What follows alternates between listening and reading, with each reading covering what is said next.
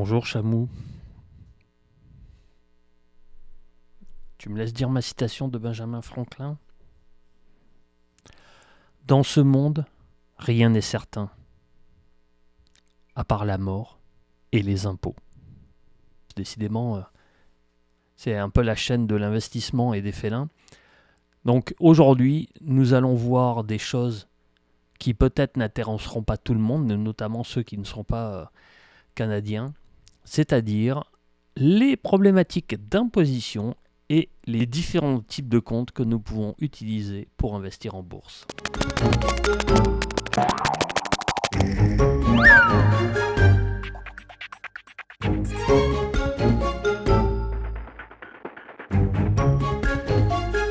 Bienvenue dans cet nouvel épisode de Oser la bourse. Donc aujourd'hui nous allons parler d'imposition et de compte bancaire. Donc si tu n'es pas fiscalisé au Canada, je te conseille de quitter immédiatement ton ordinateur et d'aller t'occuper de tes proches, de ta copine, de tes chats, de ton chien, de ton raton laveur, mais ne perds pas plus de temps. Pour les autres, ça débute maintenant. Il existe deux types de comptes, les comptes enregistrés et les comptes non enregistrés. Alors allons-y, très simplement, les comptes non enregistrés, vous les connaissez, les comptes courants, les CPG, les comptes d'épargne, c'est-à-dire en fait tous les comptes dans lesquels vous mettez votre argent pour un usage de retrait, de dépôt rapide et qui ne bénéficient d'absolument aucun avantage fiscal. Donc là, il n'y a pas grand-chose à en dire. Si ce n'est que, bien évidemment, il existe son pendant, c'est-à-dire des comptes qui sont enregistrés, c'est-à-dire qui bénéficient d'un avantage fiscal quelconque. Et ces comptes-là, bien entendu, sont à privilégier énormément par rapport aux autres, c'est-à-dire remplissez vos comptes enregistrés à bloc avant même d'investir dans un compte non enregistré, car vous allez automatiquement sauver de l'impôt. Allons-y. Pour les avantages, le premier avantage, c'est un report d'impôt. Qu'est-ce qu'on entend par report d'impôt? Dans certains comptes enregistrés, comme par exemple les REER, l'argent que vous mettez sera déduit de votre revenu imposable. C'est-à-dire que si vous avez gagné, je ne sais pas, 50 000 $ une année, vous réussissez à mettre 10 000 $ sur votre REER, en fait, vous allez déclarer aux impôts 40 000 $ et cet argent-là sera mis à l'abri des impôts tant que vous ne sortez pas du compte. L'avantage numéro 2, bien utiliser, ces comptes vous permettent de réduire votre imposition. Comme par exemple, quand vous percevez des dividendes, tant que vous les gardez à l'intérieur de ces comptes-là, vous ne payez pas d'impôt sur ces dividendes-là. Et donc vous pouvez les cumuler pour attendre une période plus favorable, par exemple une période dans laquelle vous gagnez moins de revenus, pour extraire ces revenus-là de votre compte et ainsi bénéficier d'un taux d'imposition inférieur. Le troisième avantage, c'est aussi un avantage d'abri en cas de coup dur, en cas de faillite. En effet, par exemple, les revenus enregistrés pour les retraites ne peuvent pas être saisis lors d'une faillite personnelle. Nous avons vu les trois avantages des comptes enregistrés. Il existe aussi trois inconvénients principaux. Le premier, c'est qu'il y a certaines limites. En effet, ça serait vraiment trop beau qu'on puisse mettre un montant d'argent illimité dans des comptes protégés, auquel cas, bien évidemment, plus personne ne paierait d'impôt parce qu'on mettrait tout notre argent dans des comptes protégés et hop, l'impôt disparaîtrait magiquement. Donc ce n'est pas le cas. Il y a des limites annuelles, des limites de retrait, certaines conditions. Ça peut se cumuler d'année après année suivant le type de compte. Nous allons voir ça un peu plus tard. L'inconvénient numéro 2, ou la limite numéro 2, c'est que le type d'actifs détenus dans ces comptes est quand même limité. Alors attention, là j'emploie un petit vocabulaire compliqué là. Type d'actifs, j'entends qu'est-ce que vous mettez dans votre compte. Vous pouvez avoir un compte enregistré pour la retraite dans lequel vous mettez des actions, il n'y a aucun problème. Mais pour prendre un exemple simple, vous ne pouvez pas mettre de crypto-monnaie. Donc vous pouvez mettre, mettons, une action Apple dans votre compte enregistré, c'est tout à fait légal. Vous ne pouvez pas mettre du Bitcoin dans votre compte enregistré. Ça, c'est pas possible. Donc une limite par rapport aux actifs. La troisième limite, ça peut être une limite aussi d'âge tout simplement. Et nous allons voir tout le détail maintenant. Petite notification avant juste de détailler l'ensemble des comptes enregistrés. Il faut le savoir que certaines institutions financières, en fait la plupart, proposent des comptes soit en dollars canadiens, soit en dollars US. Donc vous allez me dire, tiens, c'est bizarre, je veux ouvrir un compte pour la retraite et on me demande si je veux avoir un compte en dollars US. On peut se poser la question de l'utilité d'avoir un compte en dollars US. Donc ça, on va résoudre ça immédiatement, car l'utilité est très facile à comprendre.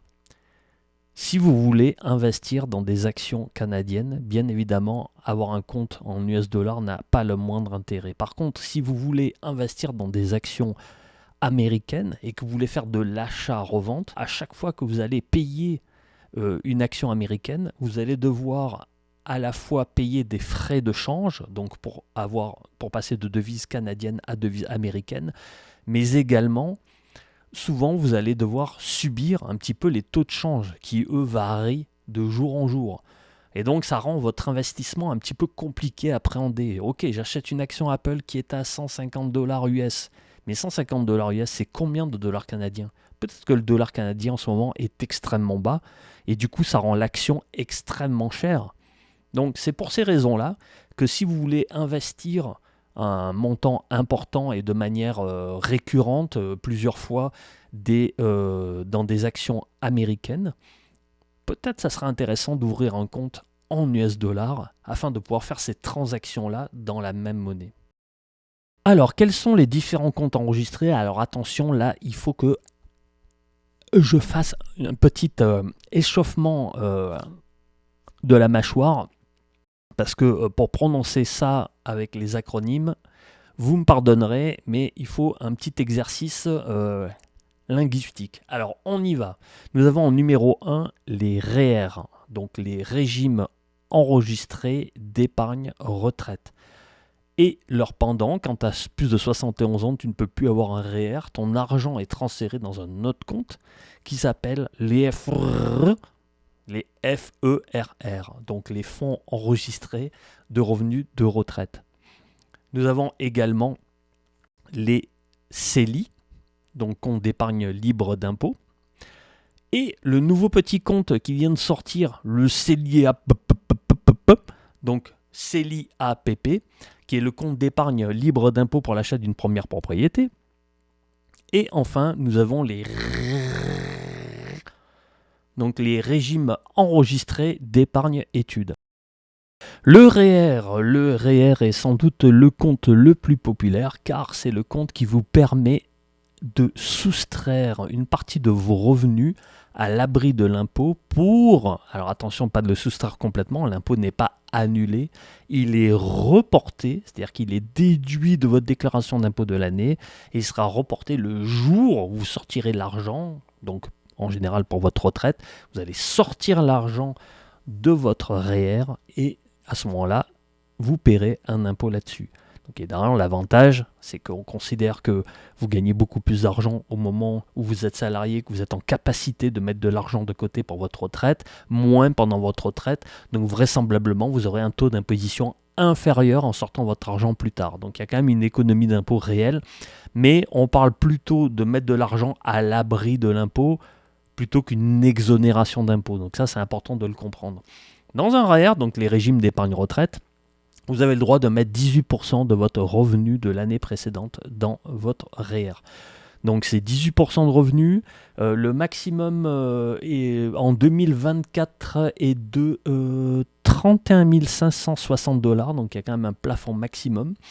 Et ce revenu est cumulable, c'est-à-dire que si vous n'avez pas cotisé pour votre REER, mettons vous avez le droit à mettre 10 000 $ sur votre REER parce que c'est 18% de vos revenus, vous n'avez cotisé que 5 000 $, et bien votre droit de 5 000 $ va être reporté l'année d'après.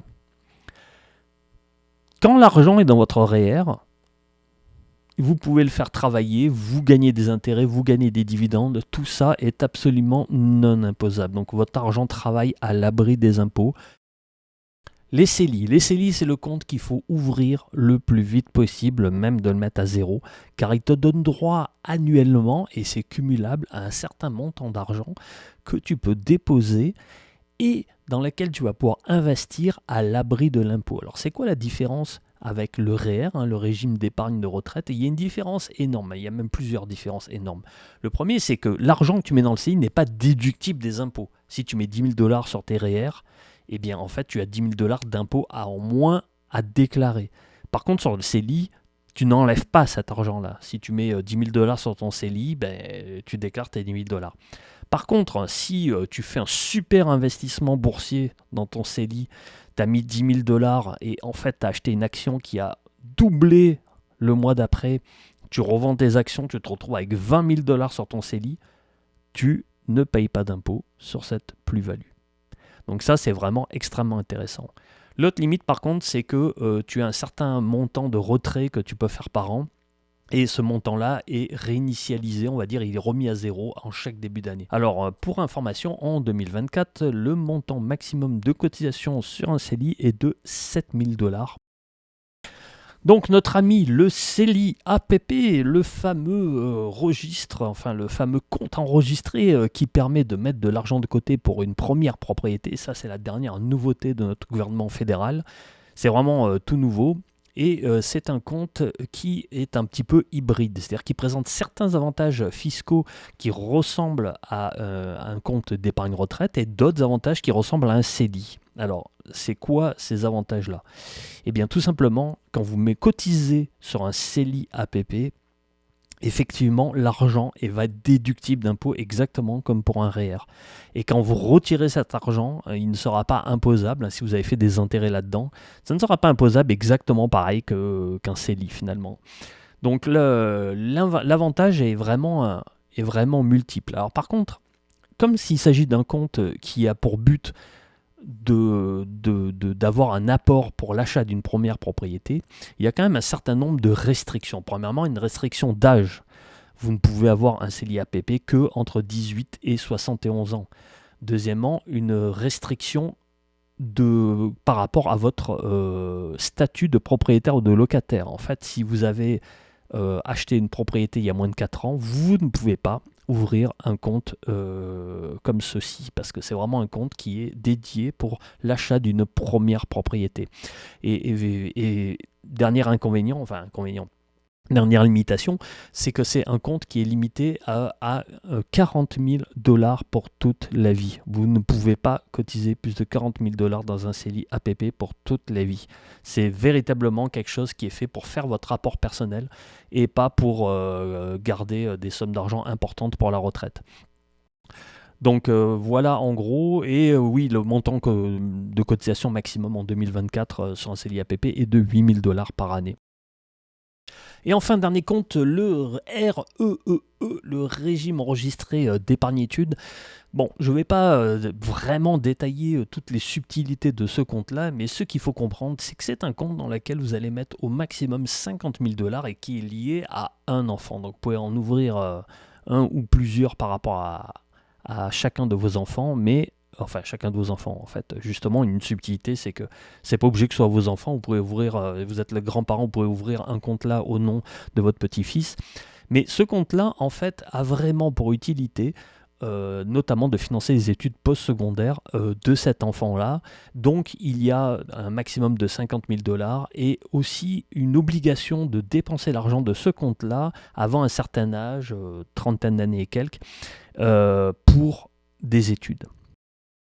Donc pour résumer très simplement, dès que tu as 18 ans, ouvre un CELI, cherche pas à comprendre, même si tu n'as pas $1 à mettre dedans, tu ouvres un CELI pour t'ouvrir des droits à pouvoir mettre de l'argent que tu vas pouvoir faire fructifier hors des impôts. Dès que tu as une job régulière et que tu vas mettre de l'argent de côté pour ta retraite, tu ouvres un REER et tu vas avoir droit à 18% de ton salaire année après année dans lequel tu vas pouvoir cotiser pour ton REER. Si jamais tu as un enfant, ouvre-lui un régime enregistré d'épargne-études. Et puis, tu mettras une certaine somme d'argent et ça peut te donner droit aussi à des subventions gouvernementales qui vont compléter l'argent que tu mets dedans. Donc, ça peut être intéressant si tu veux encourager ton enfant à faire des études. Et enfin, si tu n'as pas de propriété, plutôt que d'aller faire un prêt pour avoir un apport personnel ou de demander à papa et maman de donner de l'argent, écoute, tu travailles, ouvre-toi un CELI APP, commence à mettre de l'argent dessus afin de te faire un apport personnel. Et voilà. Concernant les impôts, donc là, nous avons vu tout le détail des comptes qui vous permettent de fructifier votre argent à l'abri de l'impôt. Mais néanmoins, si vous êtes sur un compte normal dans lequel vous avez des gains, il faut distinguer deux choses. Il faut distinguer les gains en capitaux, c'est-à-dire par exemple vous avez acheté une action à 100 $, vous l'avez revendue à 200 $, vous avez vraiment fait un excellent choix, vous avez fait 100% de gains en capital. Donc si vous avez acheté une action, vous allez devoir déclarer le fait que vous avez eu un gain de 100 $. Vous pouvez déclarer vos pertes également. C'est-à-dire que si dans mon compte non enregistré, j'ai acheté une action à 100 $ et finalement je l'ai revendue à 50 $, eh bien en fait je peux déclarer 50 $ de perte. Mais tout ceci va être imposable. Alors ça va être imposable à 50%, c'est-à-dire normalement la moitié de vos revenus, la moitié de vos pertes vont être imposables. Je ne suis pas fiscaliste, donc je ne vais pas aller plus dans le détail de tout ce chapitre-là, étant donné qu'en plus les lois sur les impôts varient d'année après année. Il y a toujours des exceptions, il y a toujours une loi spéciale qui va faire que telle année tu as le droit des déductions supplémentaires ou pas. Donc bon, ça sert à rien de vraiment aller dans le détail dans cette vidéo. Mais l'autre chose que je voulais quand même préciser, c'est que ça, ce sont les gains en capitaux dont j'ai parlé. Hein. Donc c'est l'achat, la revente, tu as gagné de l'argent parce que tu as acheté, tu as revendu une action. Mais il y a également les gains en dividendes, c'est-à-dire que tu n'as pas revendu ton action, mais la compagnie t'a versé un dividende. Comme tu es actionnaire, il t'a reversé une petite somme d'argent qui est un intéressement au gain de l'entreprise. Et le dividende, lui aussi, doit être déclaré sur ta déclaration d'impôt, toujours si tu n'es pas dans un compte enregistré, hein, bien évidemment. Et donc à ce moment-là, c'est un peu pareil que les gains en capitaux, mais par contre, tu bénéficies d'abattements, il y a comme des abattements fiscaux supplémentaires. Donc en fait, en général, il est un peu plus intéressant de toucher un dividende qu'un gain en capital. Mais une fois de plus, je ne suis pas fiscaliste, je ne vais pas m'avancer plus en avant et dire quelque chose qui sera valable en janvier 2024, mais pas en décembre 2024, parce que pour l'année prochaine, il y aura une nouvelle loi ou un nouveau truc. Je ne voudrais pas m'engager dans une fois où je dis des bêtises. Donc on va rester là pour la partie fiscale. Bon, eh bien écoute, si tu es encore ici à ce moment-là de la vidéo et que tu t'es tapé des considérations bancaires et fiscales, je te remercie. Tu peux t'abonner et me soutenir et me remercier de cette petite recherche avec un joli petit pouce. Et écoute, bravo, tu as tenu jusqu'au bout. Et bien, je t'attends pour une prochaine vidéo. Ciao.